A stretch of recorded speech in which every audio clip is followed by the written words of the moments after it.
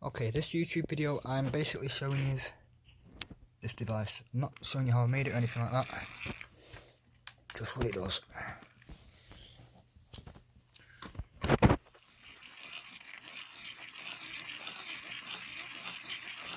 That tops out at 24 volts.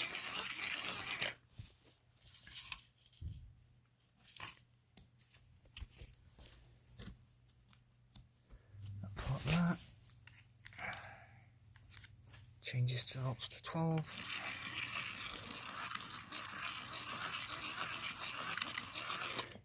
Then I've also got USB port there if you need to charge a phone.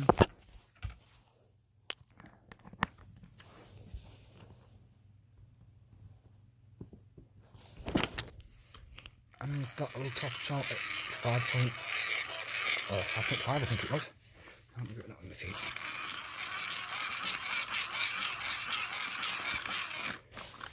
It's got a light to tell you when it's charging, or working should I say.